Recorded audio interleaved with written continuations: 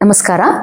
ಈ ಒಂದು ವಿಡಿಯೋದಲ್ಲಿ ಪ್ರೆಗ್ನೆನ್ಸಿ ಸಮಯದಲ್ಲಿ ಸರ್ವೈಕಲ್ ಸ್ಟಿಚ್ ಅಥವಾ ಸರ್ವೈಕಲ್ ಎನ್ಸಾರ್ಕ್ಲಾಜ್ ಯಾರಿಗೆ ಮಾಡಬೇಕಾಗಿ ಬರುತ್ತೆ, ಯಾರಿಗೆ ಅವಶ್ಯಕತೆ ಇರುತ್ತೆ, ಇದರಿಂದ ಆಗುತ್ತಕ್ಕಂತಹ ಲಾಭಗಳು ಏನು, ಯಾವ ಟೈಮ್ನಲ್ಲಿ ಹಾಕ್ತಾರೆ, ಮತ್ತೆ ಯಾವಾಗ ಈ ಸ್ಟಿಚ್ ಹಾಕಾದ್ಮೇಲೆ ಯಾವ ರೀತಿಯಂತ ಒಂದು ಪ್ರಿಕಾಷನ್ಸ್ನ ತಗೋಬೇಕು, ಮತ್ತೆ ಯಾವಾಗ ಈ ಸ್ಟಿಚ್ನ ತೆಗಿತಾರೆ, ಮತ್ತೆ ತೆಗೆದ ನಂತರ ನಾರ್ಮಲ್ ಡೆಲಿವರಿ ಅಥವಾ ಸಿಸೇರಿಯನ್ ಹೇಗೆ ಅನ್ನೋದನ್ನ ನೋಡೋಣ. ಮೊದಲನೇದಾಗಿ ನೀವೇನ್ ತಿಳ್ಕೊಂಡಿರ್ಬೇಕು ಅಂತಂದ್ರೆ, ಈ ಗರ್ಭಕೋಶ ಏನಿದೆ ಅದು ಒಂದು ಬಲೂನ್ ತರ, ಮಗು ಒಂದು ಬಲೂನ್ ಒಳಗಡೆ ಇರೋ ತರ.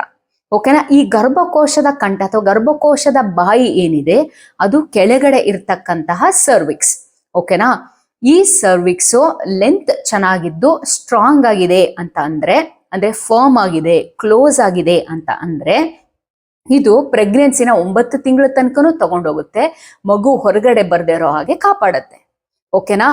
ಯಾವಾಗ ಈ ಸರ್ವಿಕ್ಸ್ ಅಥವಾ ಗರ್ಭಕೋಶದ ಬಾಯಿ ವೀಕ್ ಆಗುತ್ತೆ ಅಥವಾ 9 ತಿಂಗಳು ತುಂಬೋದಕ್ಕೂ ಮುಂಚೆನೆ ಓಪನ್ ಆಗ್ಬಿಟ್ರೆ ಅಥವಾ ಈ ಲೆಂತ್ ಏನಾದ್ರೂ ಕಮ್ಮಿ ಆದ್ರೆ ಗರ್ಭಕೋಶದ ಒಳಗಡೆ ಇರ್ತಕ್ಕಂತಹ ಮಗು ಹೊರಗಡೆ ಬಂದ್ಬಿಡುತ್ತೆ. ಸೊ ಹಾಗಾಗಿ ಮಿಸ್ಕ್ಯಾರಿಯೇಜ್ ಆಗಬಹುದು ಅಥವಾ ಪ್ರೀಟರ್ಮ್ ಡೆಲಿವರಿ ಆಗುತ್ತೆ. ಹಾಗಾಗಿ ಮಗುವಿಗೂ ಸಹ ಬಹಳ ಸಮಸ್ಯೆ ಆಗುತ್ತೆ ಅಲ್ವಾ? ಸೊ ಹಾಗಾಗಿ ಈ ರೀತಿಯಂತ ಒಂದು ಪರಿಸ್ಥಿತಿಯನ್ನ ಪ್ರಿವೆಂಟ್ ಮಾಡೋದಿಕ್ಕೆ, ತಡೆಗಟ್ಟೋದಿಕ್ಕೆ ಗರ್ಭಕೋಶದ ಬಾಯಿ ಏನಿರುತ್ತೆ ಇದನ್ನ ನಾವು ಸ್ಟಿಚ್ ಹಾಕ್ತೀವಿ. ಸೊ ಇದನ್ನೇನೆ ನಾವು ಸರ್ವೈಕಲ್ ಸ್ಟಿಚ್ ಅಥವಾ ಸರ್ವೈಕಲ್ ಎನ್ಸಾರ್ಕ್ಲಾಜ್ ಅಂತ ಹೇಳ್ತೀವಿ. ಇದು ಯಾರ್ಯಾರಿಗೆ ಅವಶ್ಯಕತೆ ಬೀಳುತ್ತೆ, ಎಲ್ರಿಗೂ ಅವಶ್ಯಕತೆ ಬೀಳುತ್ತಾ ಅಂತಂದ್ರೆ ಡೆಫಿನೆಟ್ಲಿ ನೋ. ಯಾಕಂದ್ರೆ ಎಲ್ಲಾ ಪ್ರೆಗ್ನೆಂಟ್ ವಿಮೆನ್ಗೂ ಇದು ಅವಶ್ಯಕತೆ ಬೀಳಲ್ಲ.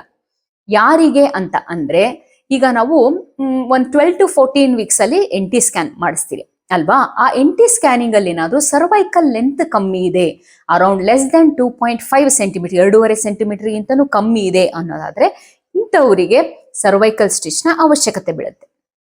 ಇದು ಅಲ್ಲದೆ ಹಿಸ್ಟ್ರಿ ಬೇಸ್ಡ್ ಅಂದ್ರೆ ಈ ಹಿಂದೆ ನಿಮಗೆ ಯಾವುದಾದ್ರೂ 2 ಅಥವಾ 2ಕ್ಕಿಂತನೂ ಹೆಚ್ಚು ಡೆಲಿವರಿ ಒಂದು 5 ತಿಂಗಳಲ್ಲಾಗಿದೆ, 6 ತಿಂಗಳಲ್ಲಾಗಿದೆ, 7 ತಿಂಗಳಲ್ಲಾಗಿದೆ ಅನ್ನೋದಾದ್ರೆ ಇಂಥವ್ರಿಗೂ ಸಹ ಸರ್ವೈಕಲ್ ಸ್ಟಿಚ್ ನ ಅವಶ್ಯಕತೆ ಬೀಳುತ್ತೆ. ಸೊ ದಟ್ ನೆಕ್ಸ್ಟ್ ಅದೇ ರಿಪೀಟ್ ಆಗಬಾರ್ದು ಅಂತ ಹೇಳಿ. ಓಕೆನಾ? ಇದು ಅಲ್ಲದೆ ಯಾರಿಗೆ ಈ ಆಲ್ರೆಡಿ ಪ್ರೀವಿಯಸ್ ಪ್ರೆಗ್ನೆನ್ಸಿಯಲ್ಲಿ ನೀವು ಸರ್ವೈಕಲ್ ಸ್ಟಿಚ್ ಹಾಕಿಸ್ಕೊಂಡಿದ್ರಿ, ಓಕೆ ಸರ್ವಿಕ್ಸ್ ವೀಕ್ ಆಗಿದೆ ಅಂತ ಹೇಳಿ ಸರ್ವಿಕ್ಸ್ ಸ್ಟಿಚ್ ಹಾಕಿಸ್ಕೊಂಡಿದ್ರಿ, ಅಂತವರಿಗೆ ನೆಕ್ಸ್ಟ್ ಪ್ರೆಗ್ನೆನ್ಸಿಯಲ್ಲೂ ಸಹ ಸರ್ವೈಕಲ್ ಸ್ಟಿಚ್ ನ ಅವಶ್ಯಕತೆ ಬೀಳಬಹುದು. ಓಕೆನಾ? ಇದು ಅಲ್ಲದೆ ಕೆಲವೊಬ್ರು ಅನಾಮಲಿ ಸ್ಕ್ಯಾನು ಆಗಿರುತ್ತೆ, ಅವಾಗ್ಲೂ ಸಹ ಸರ್ವೈಕಲ್ ಲೆಂತ್ ಚೆನ್ನಾಗಿರುತ್ತೆ. ಬಟ್ ತದನಂತರ ನೀವು OPD ಬರ್ಬೋದು, ಸ್ವಲ್ಪ ಮೈಲ್ಡ್ ಕ್ರಾಂಪ್ಸ್ ತರ ಇದೆ ಅಂತ ಹೇಳಿ ಆಗ ನಾವು ಸರ್ವಿಕ್ಸ್ ನ ಚೆಕ್ ಮಾಡ್ತೀವಿ. ಈ ಟೈಮಲ್ಲಿ ಏನಾದ್ರೂ ಸರ್ವಿಕ್ಸ್ ಲೆಂತ್ ಕಮ್ಮಿ ಇದೆ ಅಂತ ಅಂದ್ರೆ ಅಥವಾ ಮೆಂಬ್ರೇನ್ಸ್ ಬಲ್ಜಿಂಗ್ ಏನಾದ್ರೂ ಕಾಣಿಸ್ತಿದೆ, ಮೆಂಬ್ರೇನ್ಸ್ ಕಾಣಿಸ್ತಿದೆ ಅಂತಂದಾಗ ಅವಾಗ ನಾವು ಎಮರ್ಜೆನ್ಸಿ ಸರ್ಕ್ಲಾಜ್ ಅಂತಂದ್ರೆ ಅದೇ ದಿನ ತಕ್ಷಣವಾಗಿ ಮಾಡ್ಬೇಕಾಗಿ ಬರುತ್ತೆ. ಅದನ್ನ ಎಮರ್ಜೆನ್ಸಿ ಎನ್ಸಾರ್ಕ್ಲಾಜ್ ಅಂತಾನು ಹೇಳ್ತೀವಿ. ಸೊ ದಟ್ ಇದನ್ನೆಲ್ಲದನ್ನು ಮಾಡೋದು ನಾವು ಯಾಕೆ ಅಂತ ಅಂದ್ರೆ ಟೈಟ್ ಆಗಿ ಇಟ್ಕೋಬೇಕು, ಮಗು ಹೊರಗಡೆ ಬಂದ್ಬಿಡ್ಬಾರ್ದು ಅಂತ ಹೇಳಿ ಸ್ಟಿಚ್ ಹಾಕೋದು. ಓಕೆನಾ? ಸೊ ರೂಟೀನ್ ಆಗಿ ಒಂದು ಪ್ರಿವೆಂಟಿವ್ ಸರ್ಕ್ಲಾಜ್ ನಾವು ಯಾವಾಗ ಹಾಕ್ತೀವಿ ಅಂತ ಅಂದ್ರೆ ನಿಮ್ದು NT ಸ್ಕ್ಯಾನ್ ಮಾಡಿದ ನಂತರ. NT ಸ್ಕ್ಯಾನಿಂಗ್ ಅಲ್ಲಿ ಮೇಜರ್ ಅಬ್ನಾರ್ಮಾಲಿಟೀಸ್ ಅಥವಾ ಮಗುಗೆ ಮೇಜರ್ ಅನಾಮಲೀಸ್ ಯಾವುದೂ ಇಲ್ಲ, ನಿಮ್ದು ಡಬಲ್ ಮಾರ್ಕರ್ ರಿಪೋರ್ಟ್ಸ್ ಎಲ್ಲದನ್ನು ನಾರ್ಮಲ್ ಇದೆ, ಏನು ಸಮಸ್ಯೆ ಏನೂ ಇಲ್ಲ ಅಂತ ಅಂದಾಗ ಈ 12 to 14 ವೀಕ್ಸ್ ಅಲ್ಲಿ ಹಾಕ್ತೀವಿ. ಅದಲ್ಲದೆ ನಾನು ಹೇಳ್ದಂಗೆ ಅದಲ್ಲದೇನೂ ಸಹ ಅರೌಂಡ್ 20 ವೀಕ್ಸ್ 24 ವೀಕ್ಸ್ ಅಲ್ಲೂ ಸಹ ಈ ರೀತಿಯಂತಹ ಒಂದು ಸರ್ವಿಕ್ಸ್ ಓಪನ್ ಆಗ್ಬಿಡ್ತು ಅಂತಂದ್ರೆ ಅವಾಗ್ಲೂ ಸಹ ಎಮರ್ಜೆನ್ಸಿ ಎನ್ಸಾರ್ಕ್ಲಾಜ್ನು ಸಹ ಮಾಡಲಾಗುತ್ತೆ. ಓಕೆನಾ? ಇನ್ನು ಇದನ್ನ ಯಾರಿಗೆ ಮಾಡಕ್ಕಾಗಲ್ಲ ಅಂತ ಅಂದ್ರೆ, ಕೆಲವೊಬ್ರು ನೋಡಿ ಪೇಯ್ನ್ ಆಲ್ರೆಡಿ ಸ್ಟಾರ್ಟ್ ಆಗ್ಬಿಟ್ಟು ನೋವು ಹೆಚ್ಚು ಬರ್ತಿದೆ ಅನ್ನೋದಾದ್ರೆ, ಅಥವಾ PV ಲೀಕ್ ಆಲ್ರೆಡಿ ಸ್ಟಾರ್ಟ್ ಆಗ್ತಿದೆ, ನೀರು ಹೋಗಿದೆ ಅನ್ನೋದಾದ್ರೆ, ಬ್ಲೀಡಿಂಗ್ ಹೆಚ್ಚಿದೆ ಅನ್ನೋದಾದ್ರೆ ಇಂಥವ್ರಲ್ಲಿ ನಾವು ಸರ್ಕ್ಲಾಜ್ ಮಾಡ್ಲಿಕ್ಕೆ ಬರಲ್ಲ. ಇವೊಂದು ಅವರು 4th ಮಂತ್ ಆಗಿರ್ಬೋದು, 5th ಮಂತ್ ಆಗಿರ್ಬೋದು, ಸರ್ವಿಕ್ಸ್ ಓಪನ್ ಆಗಿ ಈ ರೀತಿಯಂತ ಒಂದು ಸಿಂಪ್ಟಮ್ಸ್ ಆಲ್ರೆಡಿ ಕಂಡು ಬರ್ತಿದೆ ಅಂತಂದ್ರೆ, ಅಥವಾ ಯೂರಿನ್ ಇನ್ಫೆಕ್ಷನ್, ವೆಜನಲ್ ಇನ್ಫೆಕ್ಷನ್, ಗರ್ಭಕೋಶದ ಒಳಗಡೆ ಇನ್ಫೆಕ್ಷನ್ ಆಗಿದೆ ಅನ್ನೋದಾದ್ರೆ ಇಂತಹ ಸಂದರ್ಭಗಳಲ್ಲಿ ನಾವು ಸರ್ವೈಕಲ್ ಸ್ಟಿಚ್ ನ ಹಾಕ್ಲಿಕ್ಕೆ ಬರಲ್ಲ. ಓಕೆನಾ? ಇನ್ನು ಯಾರಿಗೆ ಹಾಕ್ತಿವಲ್ಲ ಅದು ಒಂದು ಸ್ಮಾಲ್ ಪ್ರೊಸೀಜರ್, ಸ್ಮಾಲ್ ಆಪರೇಷನ್ ಅಂತಾನೆ ಹೇಳಬಹುದು. ಇದು ನಿಮ್ಗೆ ಯಾವುದೇ ರೀತಿಯಂತ ಪೇಯ್ನ್ ಆಗಬಾರ್ದು ಅಂತ ಹೇಳಿ ಇದನ್ನ ಸ್ಪೈನಲ್ ಅನಸ್ಥಿಷಿಯಾದಲ್ಲಿ ಅಥವಾ ರೇರ್ ಅಕೇಶನ್ಸ್ ಅಲ್ಲಿ ಕೇಸ್ ಟು ಕೇಸ್ ಬೇಸಿಸ್ ಮೇಲೆ ಜನರಲ್ ಅನಸ್ಥಿಷಿಯಾದಲ್ಲೂ ಮಾಡಲಾಗುತ್ತೆ. ಇದೊಂದು 15 to 30 ಮಿನಿಟ್ಸ್ ಪ್ರೊಸೀಜರ್ ಆಗಿರುತ್ತೆ. ಓಕೆನಾ. ಯೂಶುವಲ್ ಆಗಿ ಇದನ್ನ ವೆಜೈನ ಮುಖಾಂತರ, ಪರ್ವೆಜೈನಲ್ ಮುಖಾಂತರ ಕೆಳಗಡೆ ಗರ್ಭಕೋಶದ ಬಾಯಿ ಏನಿದೆ, ಸರ್ವಿಕ್ಸ್ ಏನಿದೆ, ಅದ್ರ ಸುತ್ತ ಒಂದು ಟೈಟ್ ಆಗಿ, ಅಡಿಕ್ವೇಟ್ ಟೈಟ್ ಆಗಿ ಸ್ಟಿಚ್ ನ ಹಾಕಲಾಗತ್ತೆ. ಓಕೆನಾ. ಇನ್ನು ಕೆಲವೊಬ್ಬರಿಗೆ ಪದೇ ಪದೇ ಈ ರೀತಿಯಂತಹ ಸಮಸ್ಯೆಗಳು ಕಂಡು ಬಂದಿದ್ರೆ ಅಂತವರಲ್ಲಿ ಲ್ಯಾಪರೋಸ್ಕೋಪಿಕ್ ಮುಖಾಂತರ ಅಬ್ಡಾಮಿನಲ್ ಸ್ಟಿಚ್ ನು ಸಹ ಹಾಕಲಾಗತ್ತೆ. ಓಕೆನಾ. ಇನ್ನು ನೆಕ್ಸ್ಟ್ ಹಾಕಿಸ್ಕೊಂಡ ನಂತರ ಒಂದು 18 to 36 ಅವರ್ಸ್ ನಿಮ್ಮನ್ನ ಅಬ್ಸರ್ವೇಷನ್ ಇಡಲಾಗುತ್ತೆ.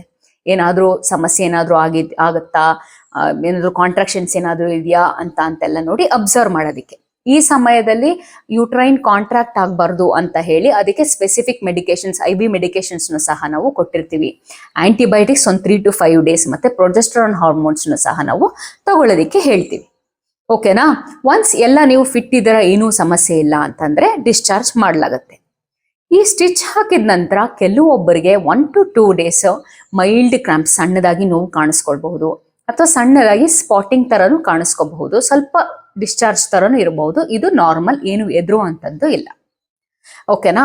ಸೊ ಈ ಫಸ್ಟ್ 2 ವೀಕ್ಸ್ ಏನಿದೆ ಆವಾಗ ನೀವು ಆದಷ್ಟು ರೆಸ್ಟ್ ಮಾಡೋದಿಕ್ಕೆ ನಾವು ಹೇಳ್ತೀವಿ. ರೀತಿಯಂತ ಸ್ಟ್ರೈನಿಯಸ್ ಆಕ್ಟಿವಿಟೀಸ್, ನಿಮಗೆ ಆಯಾಸ ಉಂಟು ಮಾಡ್ತಕ್ಕಂಥ ಕೆಲಸಗಳಾಗಿರ್ಬೋದು, ಭಾರ ಎತ್ತುವಂತ ಕೆಲಸಗಳಾಗಿರ್ಬೋದು, ಅಥವಾ ಸ್ಟೆಪ್ಸ್ ಹತ್ತೋದು, ಅಥವಾ ನಿಮ್ಮ ಹಸ್ಬೆಂಡ್ ಜೊತೆ ಲೈಂಗಿಕ ಕ್ರಿಯೆಗಳನ್ನ, ಈ ಥರದನ್ನೆಲ್ಲ ಅವಾಯ್ಡ್ ಮಾಡೋದಿಕ್ಕೆ ನಾವು ಹೇಳ್ತೀವಿ. 2 ವೀಕ್ಸ್ ಆದಮೇಲೆ ಮತ್ತೆ ನಾವು ಸ್ಕ್ಯಾನಿಗೆ ಕರೆದು ಅದರಲ್ಲಿ ಸರ್ವೈಕಲ್ ಲೆಂತ್ ಎಷ್ಟಿದೆ ಅಂತ ನೋಡ್ತೀವಿ. ಆ ಲೆಂತ್ ಚೆನ್ನಾಗಿದ್ರೆ ನಥಿಂಗ್ ಟು ವರಿ.